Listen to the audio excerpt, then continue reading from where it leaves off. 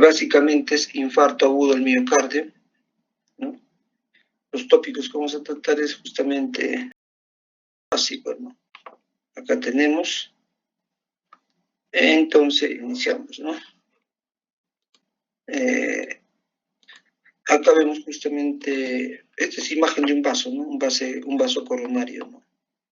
Cuando hablamos de infarto agudo del miocardio, básicamente vamos a hablar, uno, de las coronarias, sea coronaria derecha, coronaria izquierda, que entendemos, ¿no? Ya por la parte anatómica, que la coronaria derecha básicamente va a irrigar la parte derecha del corazón, ¿no? Propiamente dicha. Y la coronaria izquierda va a irrigar la parte izquierda del corazón, ¿no? Y haciendo un poco también de recuerdo, entonces, ¿quién irriga la parte posterior del corazón?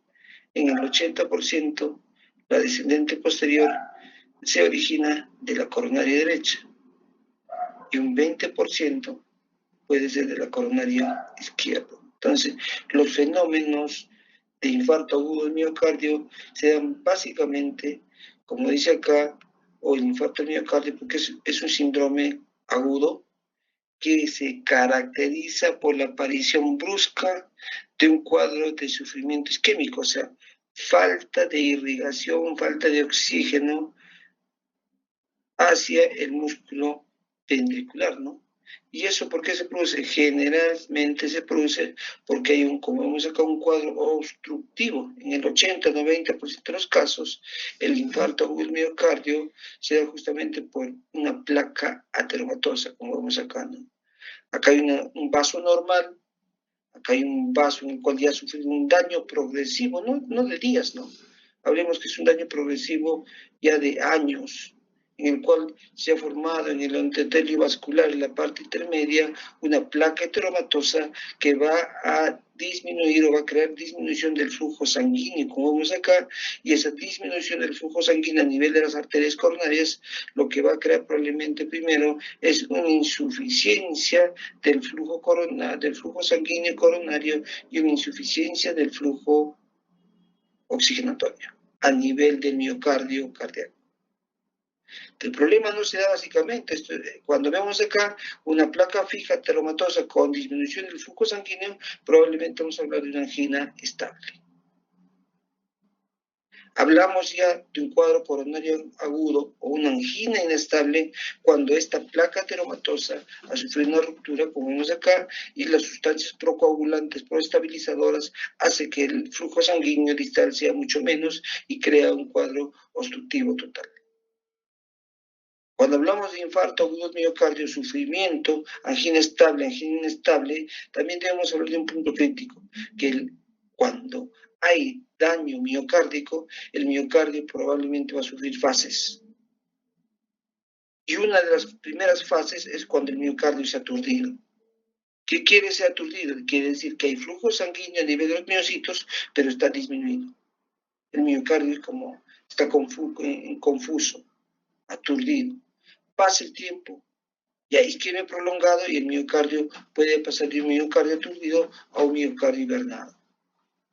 Y pasa el tiempo y este miocardio hibernado puede ir a un miocardio ya infartado, un miocardio muerto.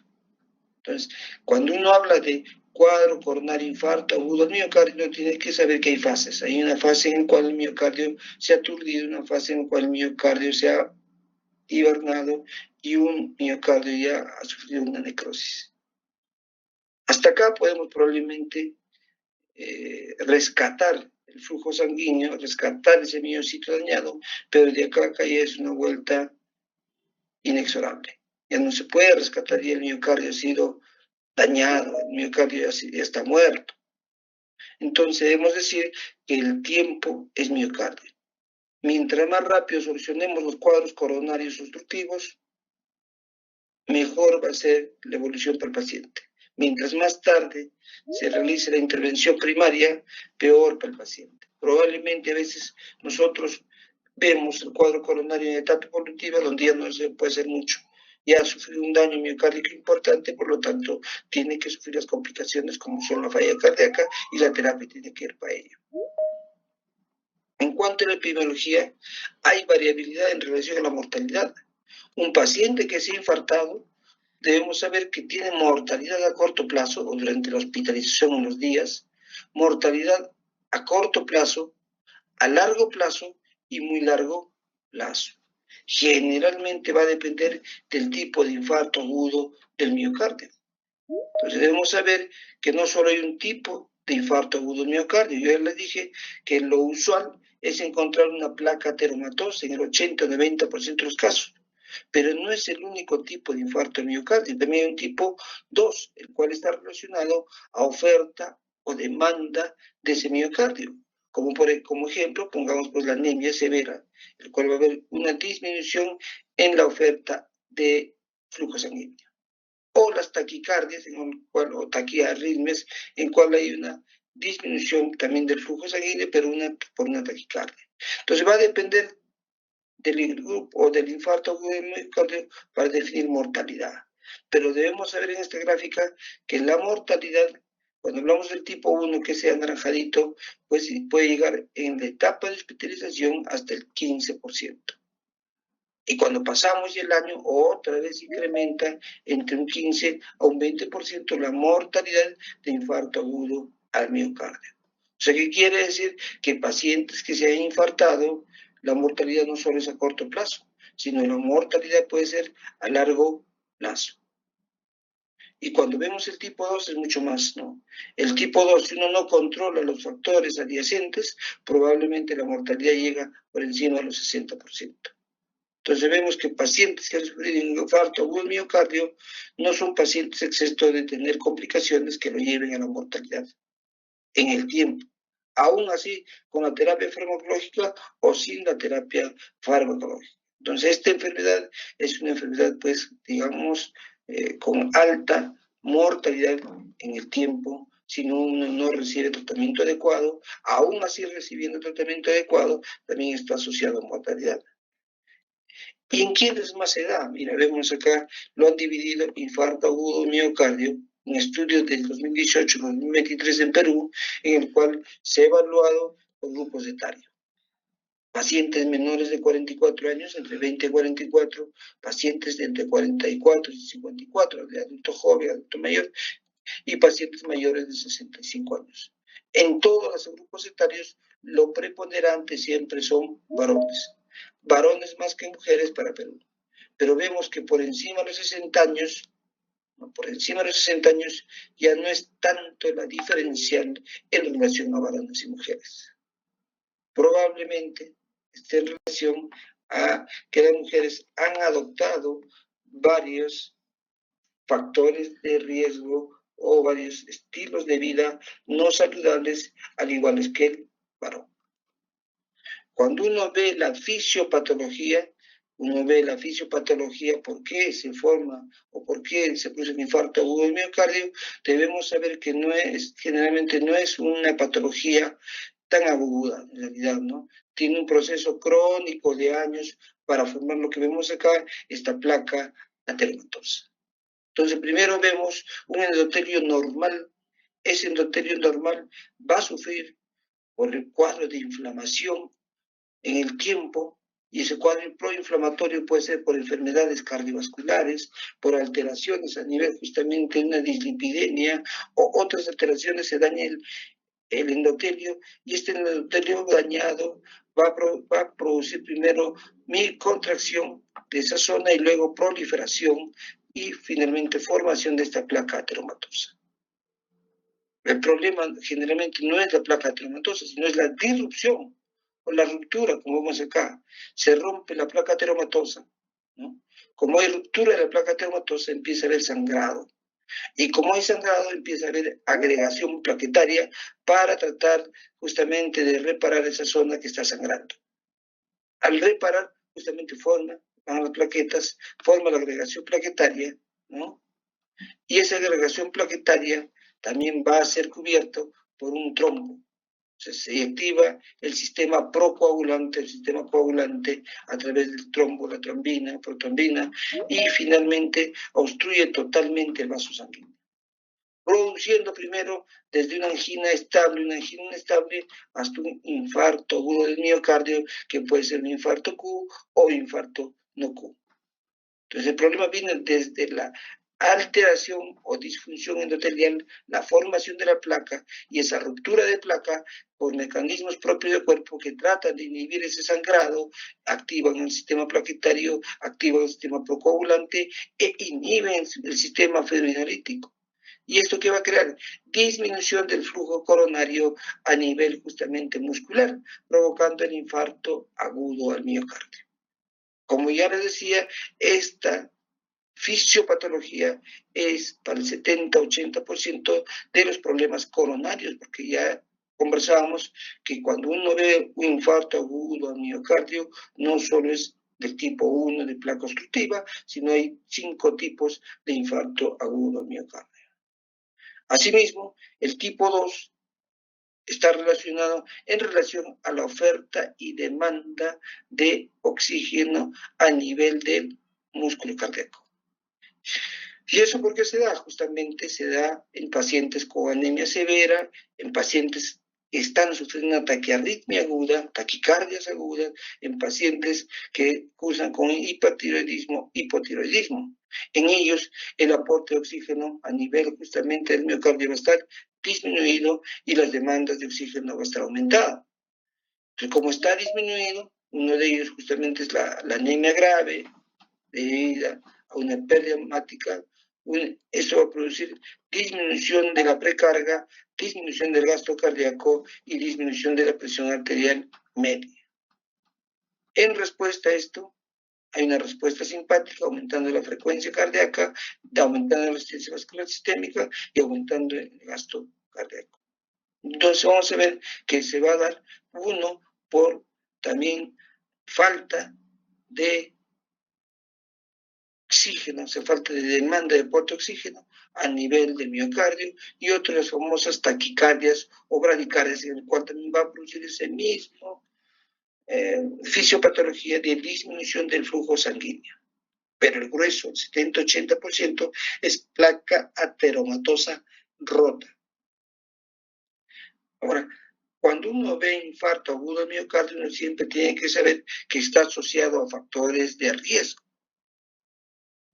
Mientras más edad, más casos de infarto agudo del miocardio, y siempre está relacionado a factores de riesgo no controlados, y uno es justamente pacientes que tienen dislipidemia, pacientes con hipercolesterolemia, pacientes con hipertrigliceridemia, pacientes con LDL alto, pacientes con el no HDL alto, los pacientes que están sufriendo hiperlipidemia, ya sea por un cuadro de mala alimentación o sea un cuadro de hiperlipidemia familiar. Pacientes diabéticos son los que más están en relación a infarto agudo del miocardio, porque produce una enfermedad que se llama aterosclerosis progresiva y rápida. Pacientes con hipertensión, con cuadros de hipertensión moderada, severa, pacientes fumadores, pacientes que utilizan drogas, cocaína, pacientes obesos, pacientes con estrés extremo y pacientes con historia familiar, básicamente dislipidémicos, pacientes que forman placa ateromatosa, pacientes con enfermedades autoinmunes. Estos pacientes o estos factores de riesgo están asociados justamente a la formación de placas ateromatosas. Entonces, las causas, múltiples causas, ¿no?, que pueden producir justamente un cuadro de infarto agudo miocardio. Pero la más frecuente es la placa ateromatosa, la ruptura o un trombo intracoronario, la anemia mismo, la disección de aorta, algunas enfermedades valvulares, taquiarritmias, embolismos, la hipertensión arterial severa, cuadros de shock cardiogénico, shock hipovolémico, cuadros sépticos, o secundario a una isquemia post-tratamiento de ablación, cirugía cardíaca, drogas cardiotóxicas, secundario a una cardioversión, una miocarditis, o otras enfermedades multifactoriales como un embolismo pulmonar severo, como una enfermedad de Takotsubo, como un stroke, una hemorragia. O sea, hay múltiples causas que pueden producir infarto agudo al miocardio, pero la más frecuente y la que debemos saber es justamente ruptura de la placa ateromatosa, ¿no?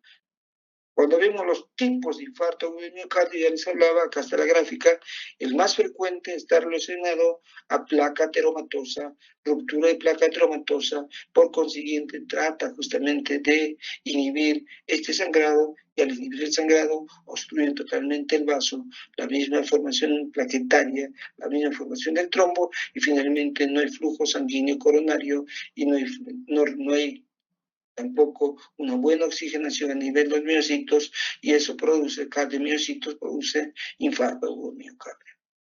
Otras causas es justamente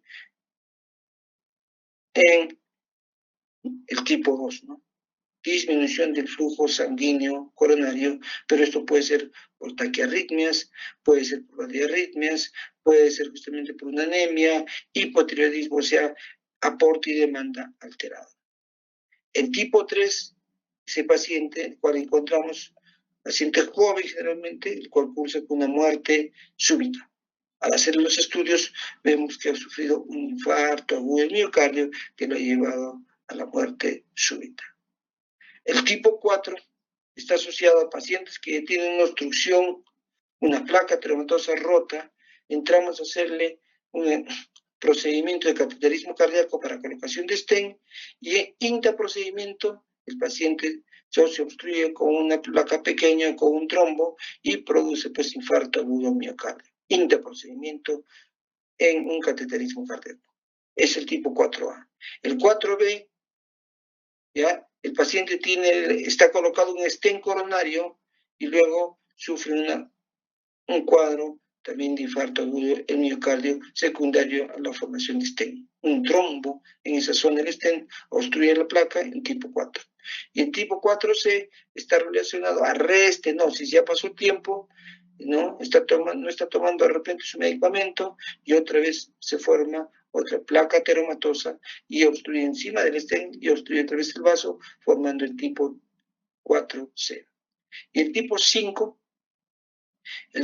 está relacionado básicamente a cirugía cardíaca. Cirugía cardíaca cuando ponemos bypass coronario, retirada de una arteria, sea la mamaria, sea la radial, en el cual hemos puesto en el vaso obstruido, entonces está relacionado a cirugía cardíaca. ¿Cómo se hace el diagnóstico? Generalmente, para hacer el diagnóstico, hay signos y síntomas de la enfermedad. Hay síntomas típicos y síntomas atípicos. Entonces uno va a hablar de una angina típica y de una angina atípica y de un dolor tipo no anginoso. Decimos angina típica cuando cumple las siguientes características.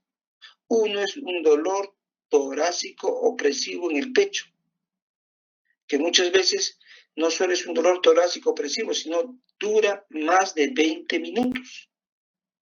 Y se irradia muchas veces al cuello, o se irradia la mandíbula, o se irradia el hombro, a uno de los hombros, a dos de los hombros o a ambos brazos. Generalmente el paciente viene porque ha presentado un dolor intenso, opresivo en el pecho y te dice, doctor, ese dolor en el pecho, cuando camina unos pasos, se irradia hacia el cuello. Siento adormecimiento, dolor en el cuello, o a la mandíbula, o al hombro, o a los brazos, pero que dura más de 20 minutos. Puede ser en reposo y en esfuerzo. En esfuerzo es mucho más, pero en reposo también puede estar presente. Y se alivia parcialmente cuando uno hace reposo o cuando se le ha colocado un nitrato. A veces colocamos nitrato de sorbide bajo la lengua y el paciente siente una sensación de alivio parcial y eso está relacionado a una angina típica.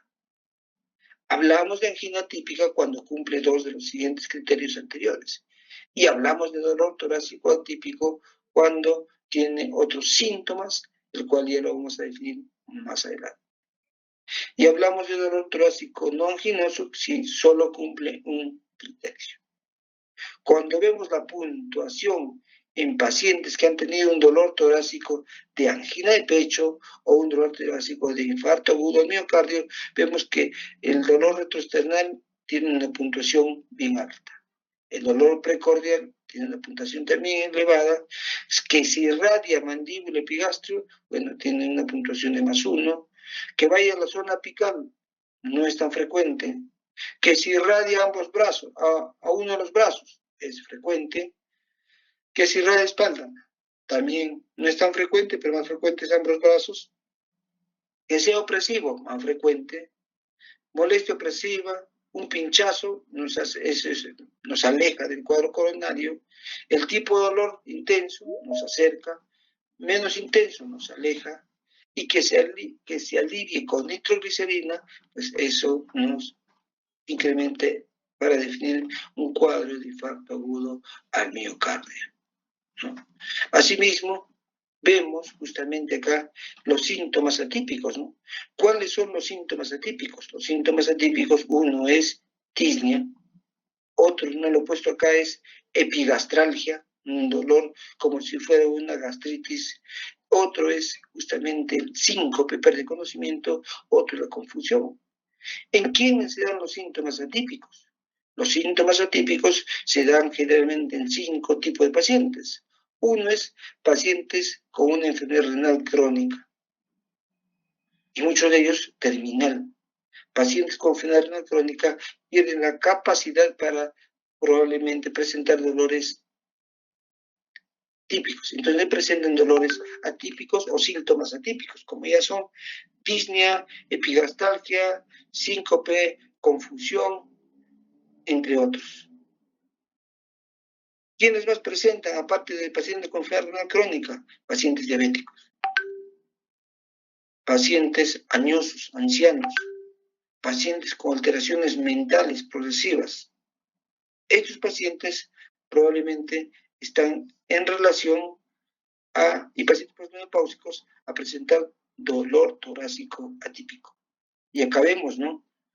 Acabemos en los mayores de 65, 75 años, lo que prepondera, aparte del dolor torácico, es justamente algunos presentan, mientras más edad, otros síntomas, como puede ser disnea, como puede ser síncope, o como puede ser una confusión, o como puede ser una epigastralgia. Entonces, 5 grupos de pacientes presentan dolores atípicos, ¿no? Ancianos, posmenopáusicas, enfermedad renal crónica, diabético y pacientes con trastorno agudo mental. Cuando hay un dolor torácico atípico, lo primero que uno tiene que hacer es justamente tomar un electrocardiograma. Se dice que cuando uno piensa en un cuadro de infarto agudo, un cuadro coronario agudo, el electrocardiograma tiene que ser realizado dentro de los 10 primeros minutos. Dentro de los primeros 10 minutos que llegó el paciente, ya debemos tener definido si hay alguna alteración en el electrocardiograma que nos defina si se trata de un cuadro coronario agudo ST no elevado, o sea, obstrucción parcial del vaso, o un cuadro coronario agudo ST elevado, obstrucción total del vaso. Y acá vemos un electrocardiograma en el cual vemos pues todas las derivaciones de miembros y derivaciones precordiales, B1, B2, B3, B4, B5, B6, derivaciones de miembros 1, 2, 3, ABR, ABL y ABF. 12 derivaciones, el cual nos permite ver si se trata o no de un cuadro coronario. Y siempre debemos saber nosotros que tenemos derivadas contiguas. ¿Qué son derivadas contiguas? Si no son derivadas, el cual están en relación a un cuadro coronario agudo.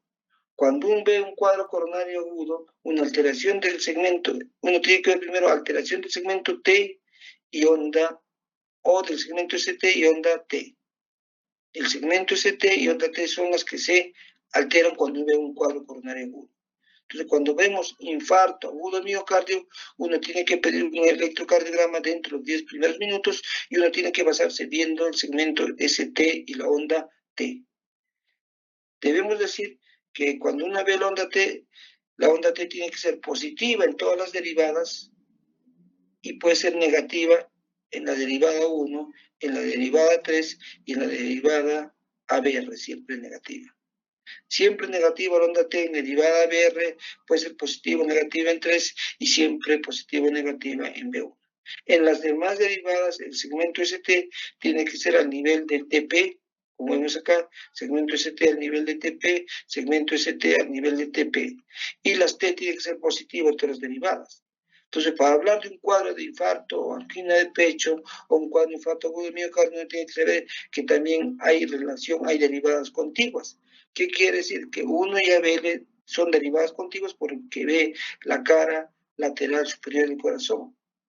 2, 3 y ABF son contiguas porque ve la cara inferior del corazón. B1 y B2 son derivadas contiguas porque ve la cara septal del corazón. B3, B4 son contiguas porque ve la cara anterior del corazón. Y B5 y B6 son contiguas porque la cara lateral baja. Por lo tanto, ¿qué quiero decir? Cuando uno ve en cuadros de isquemia miocárdica, lesión miocárdica, infarto del miocardio, no solo va a haber alteración del segmento ST como supradesnivel e infradesnivel o T negativa según una derivada, tiene que ser en derivadas contiguas. Si yo veo una T negativa en uno, tengo que ver que también tiene que ver T negativa en ABL para decir que son derivadas contiguas. Si yo veo supradesnivel del ST en 1, en 2 tengo que ver también de supradesnivel en 3 y supradesnivel en ABF, porque son derivadas contiguas que vea la cara inferior. Si veo yo infradesnivel del segmento ST en 1, también tengo que ver infradesnivel del ST en B2 para saber que son derivadas contiguas. Si veo supra en B3, tengo que ver en B4. Si veo infra en B5, tengo que ver en B6, porque son derivadas contiguas.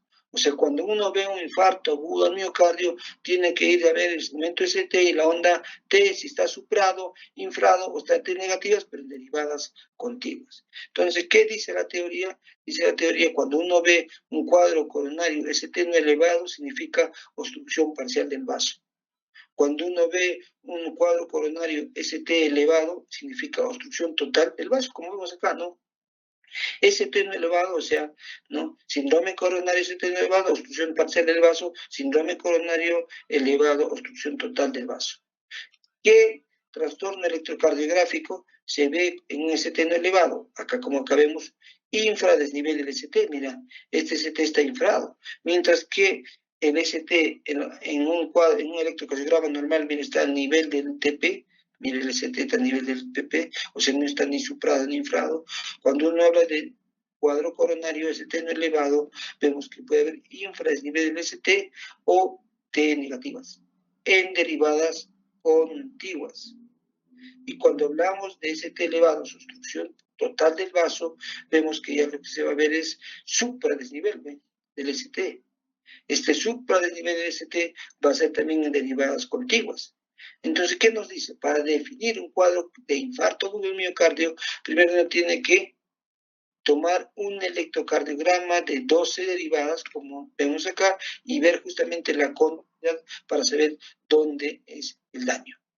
¿Dónde es el daño? Y el electrocardiograma que se tiene que tomar es justamente dentro de los 10 primeros minutos.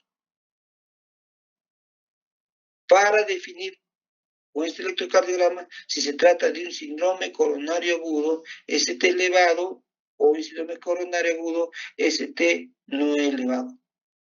Entonces, lo primero que tiene que hacer es tomar un electrocardiograma de 12 derivadas y en los 10 primeros minutos el médico entrenado tiene que definir si es un ST elevado o es un ST no elevado. Luego del cual uno tiene que realizar un estudio de biomarcadores. ¿Qué biomarcadores? Generalmente las troponinas, CPKMB y entre otras. ¿Para qué se toman las troponinas? Para definir infarto agudo del miocardio. Si las troponinas o los marcadores salen negativos, hablamos de síndrome coronario ST elevado o no elevado. Pero si hay marcadores elevados, hablamos ya de infarto agudo al miocardio. ¿Por qué es importante realizar rápidamente el estudio electrocardiográfico de biomarcadores? Porque eso depende justamente la viabilidad del músculo cardíaco.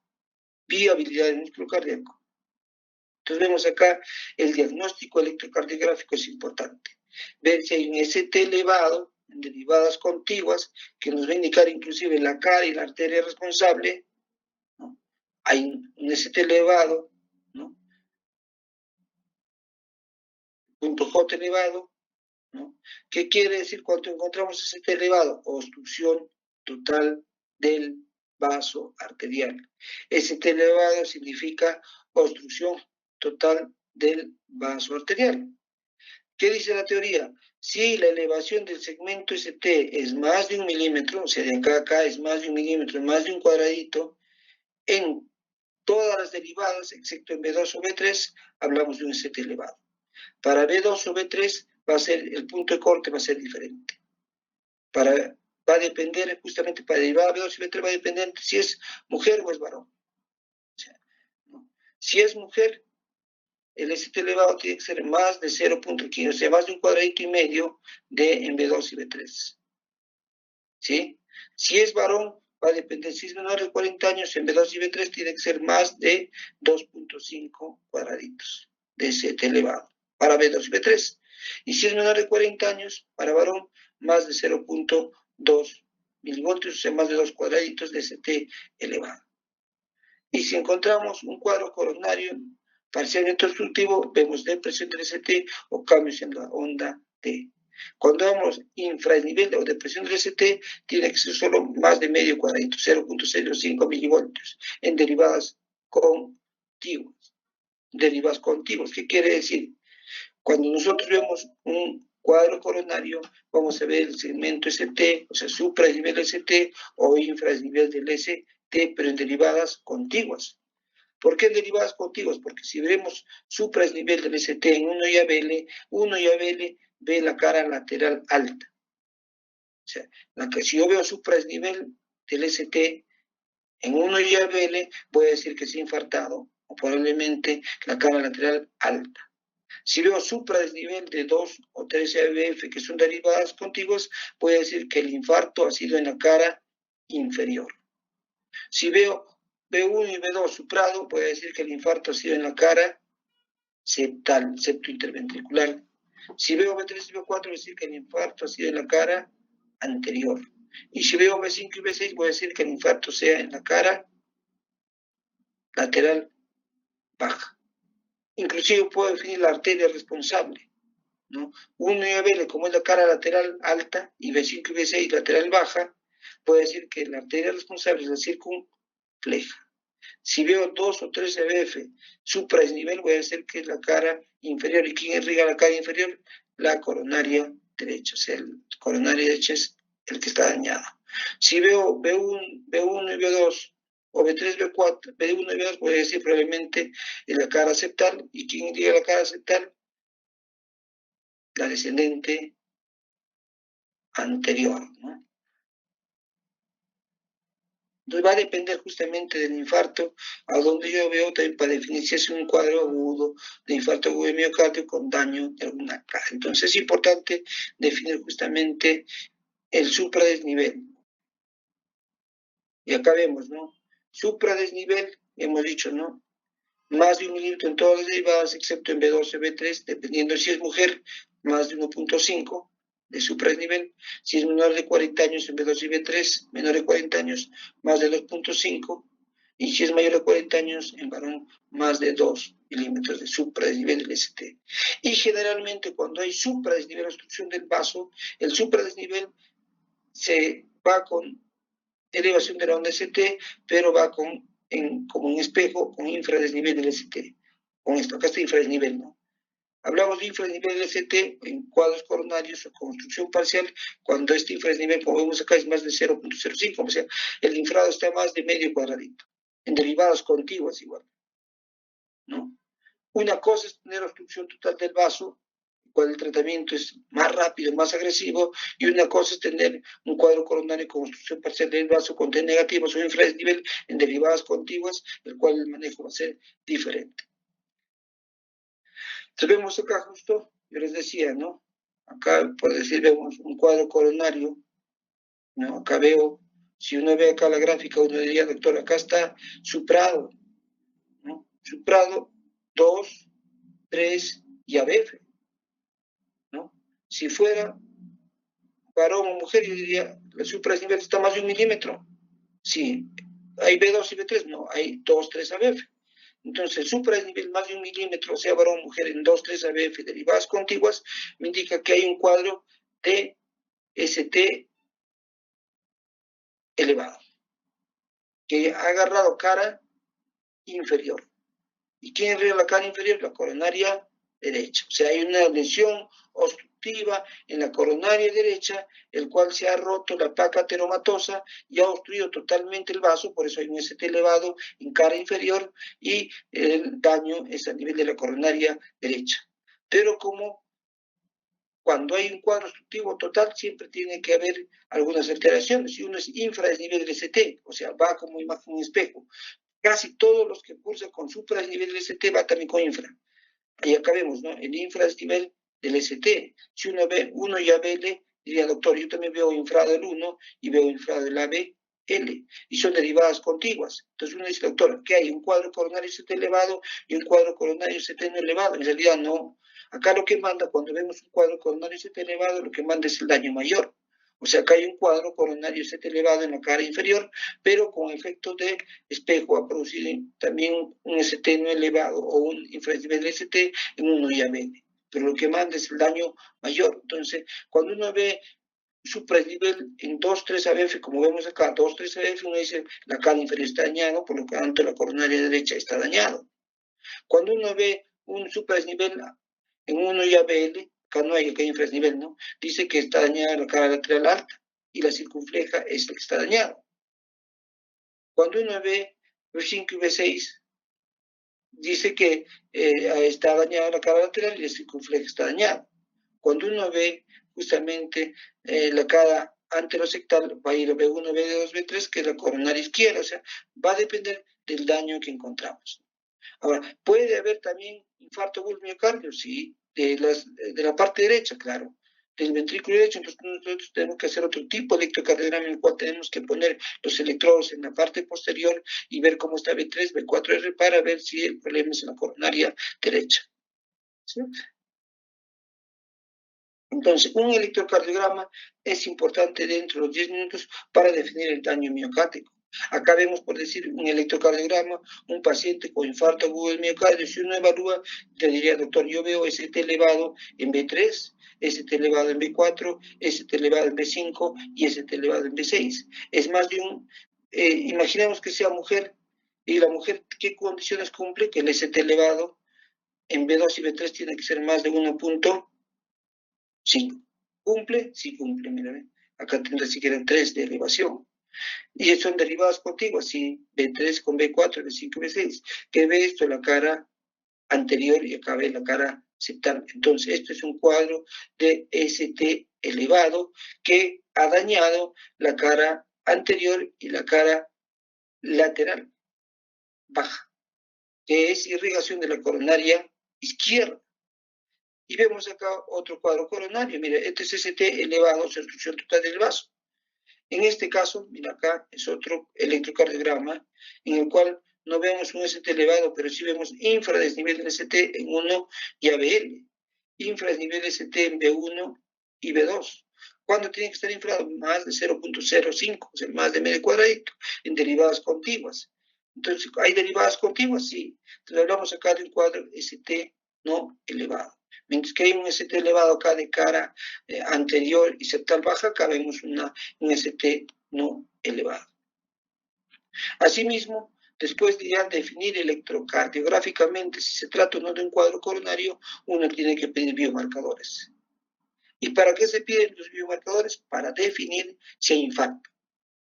O sea, el término ya de infarto nos define los biomarcadores. ¿Qué biomarcadores tenemos? Uno, podemos pedir mioglobina, troponinas I, troponinas T, CPK, MB o suizosonos. ¿Cuál es más sensible y más específico? Las troponinas. Las troponinas, generalmente el diagnóstico nos hace después de las 3 horas de dolor torácico. Esas son las troponinas sensibles. Actualmente hay troponinas ultrasensibles, el cual nos puede hacer el diagnóstico a la hora nada más. Como vemos acá, ¿no? La mioglobina, el tiempo de detección queda entre las 2 horas, pero la duración es muy corta, la sensibilidad no es tan alta y la especificidad no es tan alta.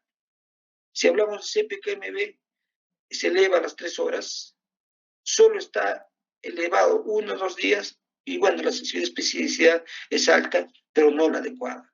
Pero si hablamos de troponina I o troponina T, las sensibles se elevan a las 3 horas, dura varios días para detectar en el cuerpo y la sensibilidad y la especificidad es bien alta.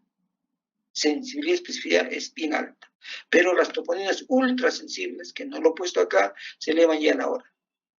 Y el CPK es mucho más, en el tiempo es mucho más, dura menos días, es menos sensible y menos específico. Pero podemos ayudarnos de esto, sí. Si no hubiera troponinas en el centro de trabajo, probablemente yo pudiera CPKMB o un CPK para definir.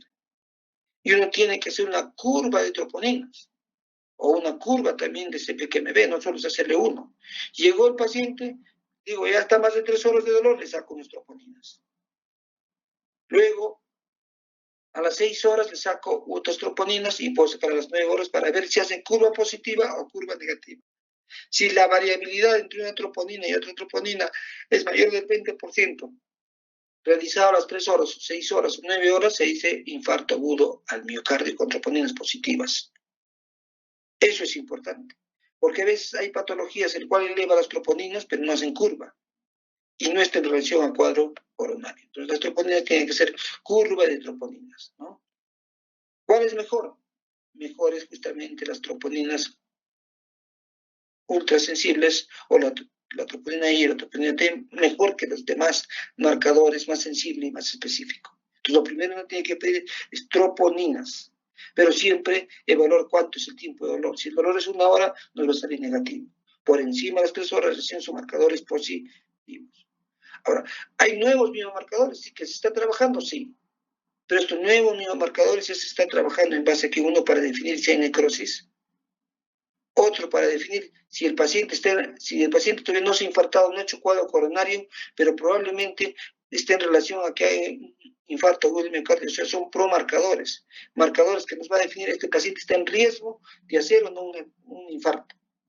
Antes de hacer el cuadro coronario, probablemente estos marcadores nos van a definir si este paciente no está en relación a riesgo a hacer infarto.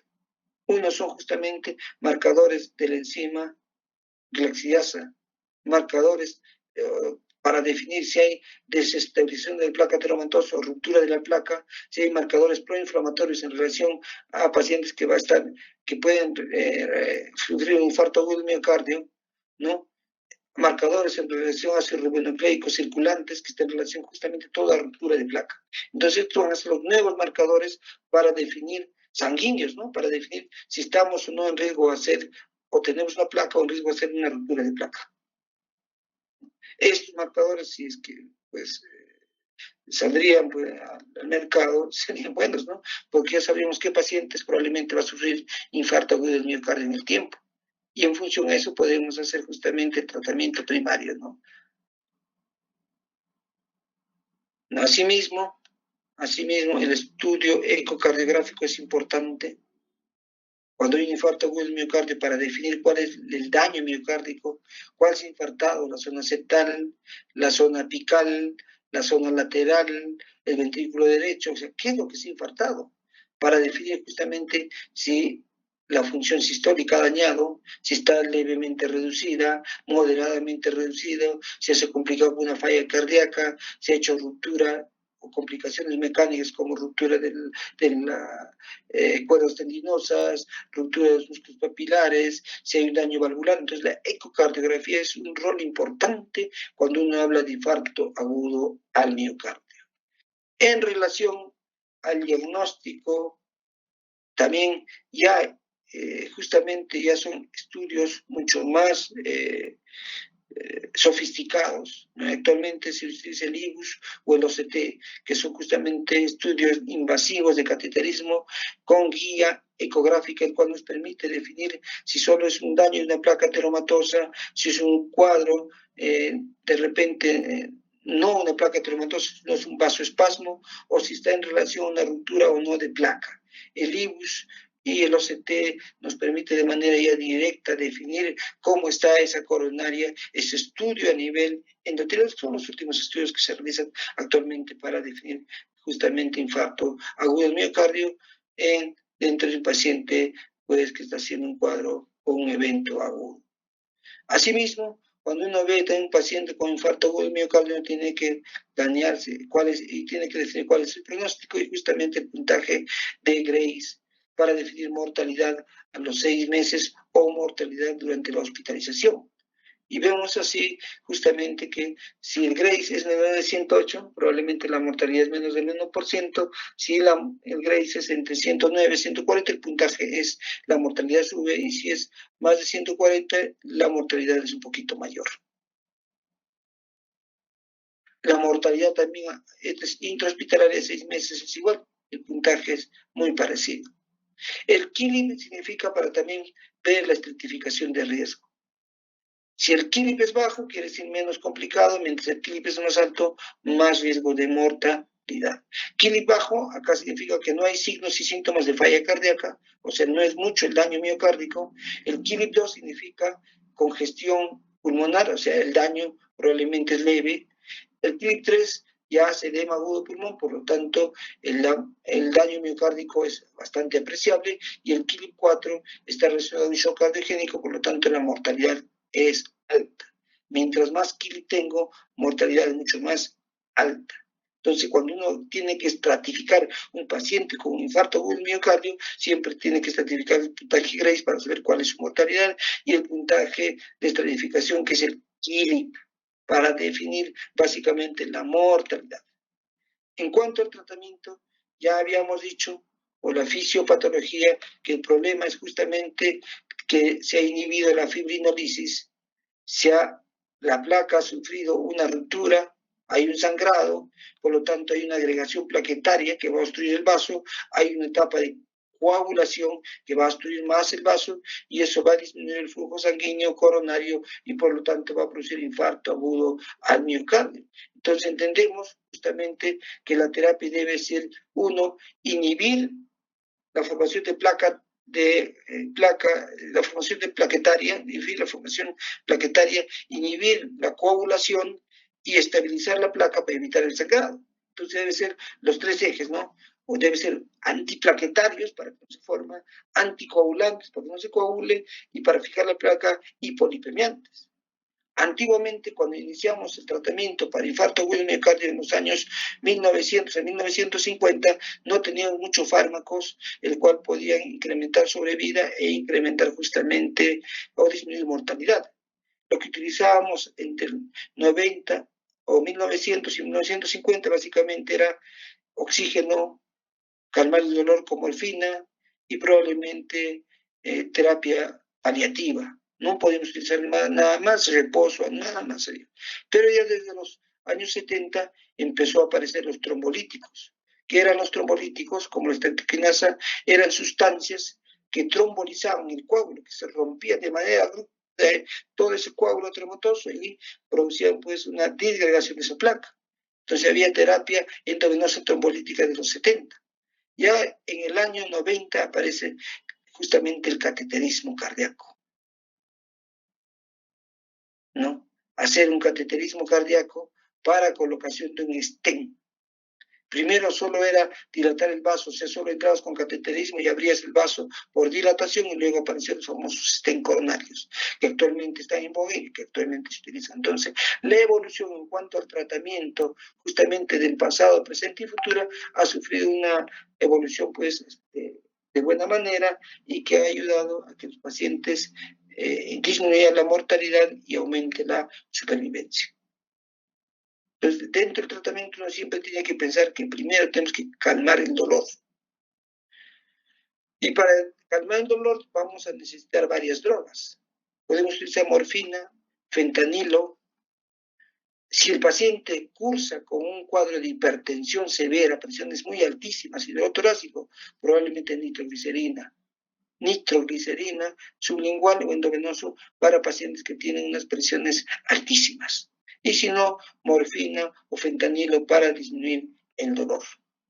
Y acá vemos justamente la cadena del tratamiento. Y hemos dicho que los antiplaquetarios es muy importante para evitar que ese vaso se obstruya. Y si hablamos de antiplaquetarios, acá tenemos 4 tipos de antiplaquetarios: clopidogrel, prasugrel, ticagrelor, cangrelor. Acá lo que no hemos puesto es justamente la aspirina. O sea, ahí en realidad estos son los antiplaquetarios. Y no solo con eso vamos a inhibir la formación de la cadena plaquetaria, sino también tenemos que inhibir la formación del coágulo. ¿Y cómo inhibimos la formación del coágulo? A través de anticoagulantes. El anticoagulante más utilizado de vía oral era justamente antagonista de la vida K, antagonistas de la vitamina K, que son justamente la warfarina. Ya después salieron los nuevos anticoagulantes, como son apixaban, edoxaban, rivaroxaban, o los anticoagulantes utilizados vía subcutánea, como son la enoxaparina o el fondoparinux, o la endovenosa, que es heparina no fraccionada, o otros anticoagulantes, como son biliverdina, ¿no?, entre otros. La finalidad es inhibir la formación del trompo, la finalidad es inhibir la formación de la cascada de coagulación o inhibir la formación de cascada plaquetaria. Entonces, ¿cómo se hace eso? Justamente vemos acá. Para inhibir justamente la formación de placa o la cascada plaquetaria, para que no se obstruya totalmente el vaso, en los cuadros coronarios ST elevado o ST no elevado, en cualquiera de los dos, primero tenemos que utilizar 2 antiplaquetarios, dependiendo del panorama que tenemos. Podemos utilizar aspirina clopidogrel, aspirina prasugrel, aspirina ticagrelor. O sea, 2 antiplaquetarios. La primera dosis se utiliza a dosis altas. Acá dice que probablemente debemos utilizar en este rango de la aspirina, en este rango inicial, la clopidogrel. En términos prácticos, se debe dar al paciente, cuando está cursando con un cuadro coronario agudo, esté elevado o no elevado, 4 o 3 tabletas de aspirina, que son 300 miligramos, como dosis inicial de ataque, y luego dosis de mantenimiento de 100 miligramos cada 24 horas. El clopidogrel también debe ir, viene 75 miligramos, 4 pastillas de clopidogrel, que son 300 miligramos, y luego de mantenimiento 75. O sea, cuando un paciente con un cuadro coronario agudo debe dar 3 aspirinas y 4 clopidogrel, que al final van a ser 300 miligramos, y dosis de mantenimiento 100 miligramos de aspirina y 75 miligramos diarios de clopidogrel. Y si utilizamos otro, puede ser aspirina prasugrel, igual también con dosis de ataque y dosis de mantenimiento, o aspirina o ticagrelor con dosis de ataque y dosis de mantenimiento. Pero siempre tiene que haber dosis de ataque y dosis de mantenimiento. ¿Por qué la dosis de ataque? Porque se ha visto que cuando se da la dosis de ataque, el tiempo de acción es mucho más corto, mucho más rápido. Mientras que si no damos dosis de ataque, el tiempo probablemente va a ser mucho más prolongado y vamos a probablemente a contribuir a que ese miocardio se infarte. Entonces, es importante iniciar con la dosis de ataque, ¿no? Y luego ya vamos con la dosis de mantenimiento, pero 2 antiplaquetarios, nunca un solo antiplaquetario, ¿no? Sigamos, a ver si vamos viendo. Asimismo, cuando hablamos de anticoagulantes en los 2 cuadros, ST elevado o ST no elevado, podemos elegir qué tipo de anticoagulante, ¿no? El más usado es la enoxaparina, el cual se utiliza 1 miligramo por kilo 2 veces al día. Si pesa 60 kilos, 60 miligramos de enoxaparina cada 12 horas subcutáneo. Mínimo 2 días. ¿Hasta cuánto? Máximo 7 días. Entonces el anticoagulante mínimo será 2 días y máximo 7 días. Y podemos justamente escoger qué tipo de anticoagulante, la enoxaparina, heparina no fraccionada, biliverdina, fondoparinux, pero el que más seguro, el que más se tiene, justamente el que no es fácil de manejar es la enoxaparina. Siempre graduando dependiente de la función renal o el aclaramiento de, ¿no?, el aclaramiento de creatinina, ¿no? Pero podemos utilizar eso siempre, ¿no? Mínimo 2 días, máximo 7 días, idealmente 5 días de tratamiento anticoagulante, luego se suspende. Y para estabilizar la placa, para que la placa esté estable, tenemos que utilizar siempre estatinas, y dentro de las estatinas tenemos atorvastatina o rosuvastatina. Se debe dar a terapia máxima. ¿Qué quiere decir? Si agarramos atorvastatina, 80 miligramos, si agarramos rosuvastatina, 40 miligramos. ¿Cuánto tiempo? Mínimo, dicen 3 meses. Mínimo 3 meses de terapia justamente estatinas, ¿no? ¿Y quién nos define realmente la suspensión? Justamente el perfil metabólico o el perfil del lipídico, que son justamente el LDL. Hay otras drogas que actualmente están saliendo en uso, sí son, uno es etimib, evolocumab, ¿no? Estos nuevos medicamentos se dice que baja más rápido el LDL. Mira, vemos acá el evolocumab baja más rápido el LDL como marcador importante para estabilización de placa ateromatosa. ¿Hasta cuánto se tiene que bajar el LDL? Antiguamente se decía menos de 70, pero actualmente las nuevas guías dicen entre 55 a 69 y actualmente las nuevas revisiones dicen menos de 55 el LDL como marcador importante para definir que nosotros suspendamos las estatinas, pero mínimo 3 meses. Al igual que los antiplaquetarios mínimo tenemos que dar un año, salvo que tenga el paciente riesgo sangrado, y los anticoagulantes de 2 a 7 días, y las estatinas de 3 meses, y el marcador importante en las estatinas va a ser justamente el LDL. Acá vemos el tratamiento a largo plazo, lo que vamos a utilizar, ¿no? Anticoagulantes, antiplaquetarios, ¿qué utilizamos, no? Acá vemos justamente cuando utilizamos los antiplaquetarios, dos antiplaquetarios mínimo, ¿hasta cuánto le dan? Un año. Después del año se suspende un antiplaquetario, pero queda de por vida con el otro antiplaquetario, que es justamente la heparina. Y el tratamiento invasivo básicamente cuando se inician los síntomas, ¿no? Se ha tomado el electrocardiograma y se define que es un cuadro coronario ST elevado. Una cosa es tener un ST no elevado y una cosa es tener un ST elevado. Si tenemos un ST elevado, el tratamiento es mucho más rápido porque la evolución es más catastrófica. Decimos, si probablemente, si hay sala de cateterismo, ha hecho un ST elevado, diagnosticamos, y hay CST, y hay sala de cateterismo, dentro de los 60 minutos o menos de los 60 minutos, tiene que ir a hacer cateterismo cardíaco, angiográfico y probablemente con colocación de stent. Si vamos a demorar más de 60 minutos en llegar al cateterismo, tenemos que iniciar terapia farmacoinvasiva. ¿Qué quiere decir? Tenemos que utilizar básicamente fibrinolíticos. La fibrinolisis se puede utilizar como tratamiento paliativo, no como tratamiento definitivo. O sea, tenemos que destruir esa placa por fibrinolisis cuando estamos a más de 60 minutos del lugar donde se hace el PCI o donde se hace el cateterismo. Si es menos de 60 minutos, no vamos a fibrinolisis, de frente vamos a cateterismo. Si va a demorar más de 60 minutos, tenemos que hacer fibrinolisis. Y si hacemos fibrinolisis, tenemos que definir, ¿está exitoso o no está exitoso? Si está exitoso, tenemos todavía 24 horas para llevarlo a hacer el cateterismo. Si no es exitoso la fibrinolisis, tenemos 2 horas para llevar al cateterismo para que esa placa ateromatosa o esa obstrucción total sea justamente reparada, o sea abierta. ¿Qué fibrinolíticos utilizamos? Antiguamente estaba la streptokinasa, actualmente se utiliza la telplase. Arretelplase, ¿no? La trombolisis, ¿no? Acá vemos justamente qué tipo de trombolítico se utiliza, ¿no? Pero siempre cuando uno tiene que utilizar trombolíticos, uno tiene que hacer un check-in, tiene que tener parámetros, indicaciones, a quienes se le hace contraindicaciones, a quienes no se le hace, como acá. Si es una crisis hipertensiva, una emergencia, no se le hace porque al hacer fibrinolisis va a tener riesgo de hacer un ACV hemorrágico. Si hay paciente que ha tenido una cirugía cardíaca, una cirugía cerebral dentro de 4 semanas, tampoco le vas a hacer. Si ha tenido una hemorragia digestiva alta, tampoco le vas a hacer. Entonces, la terapia fibrinolítica tiene también indicaciones y contraindicaciones porque en vez de hacerle un beneficio, puedes causarle un perjuicio haciéndole un sangrado masivo e incrementar la mortalidad. Entonces, hay indicaciones. Y el paciente está infartado, ya el paciente llegó prácticamente, ya le hemos hecho la terapia primaria, le hemos puesto la terapia antiisquémica, ya le hemos puesto de repente un stent. ¿Puede hacer complicaciones? Sí, hay complicaciones isquémicas, hay complicaciones del pericardio, derrame pericardio, hay complicaciones tromboembólicas o de trombo, hay complicaciones eléctricas, arritmias, y hay complicaciones básicamente, como ya les decía, mecánicas.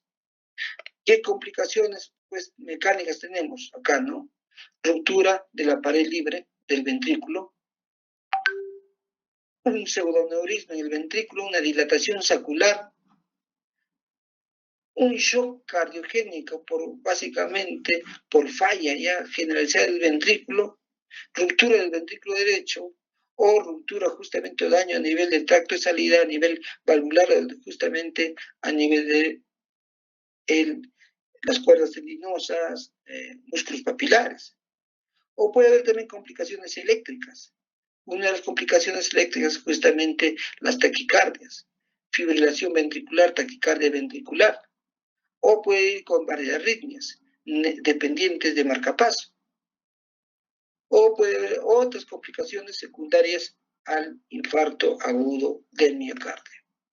Acá vemos justamente paciente en el cual está hospitalizado y hace una taquicardia ventricular, ¿no? El cual va a requerir probablemente, ¿no?, terapia, hacerle desfibrilación o cardioversión, hacerle tratar ese cuadro obstructivo, ayudar para revertir el cuadro. Entonces hay complicaciones y eso incrementa pues la mortalidad, ¿no? O sea, no se mueren solo porque el paciente ya se salvó, ya le pusimos la terapia antiisquémica, ya le hicimos fibrinolisis, ya le pusimos un stent, pero puede haber complicaciones mecánicas secundarias a lo que ha producido o secundarias o complicaciones eléctricas, ¿no? No solo así, también puede haber otras complicaciones, ¿no? Como hemos hecho toda la terapia, a veces el pericardio se llena de sangre, el pericardio se llena de líquido, eso se llama unas complicaciones pericárdicas. O puede ser complicaciones tromboembólicas. Entonces es importante, el paciente que sufre un infarto de miocardio tiene que estar sí o sí en unidades de cuidados intensivos intermedios o cuidados intensivos normales dentro de la etapa hospitalaria porque hay mortalidad aún así dando el tratamiento durante la hospitalización. Y luego, después de ese tiempo que ha superado ya, que está con la terapia, el paciente ha sobrevivido al infarto agudo del miocardio, uno tiene que plantearse, ¿y cuál es la rehabilitación cardíaca?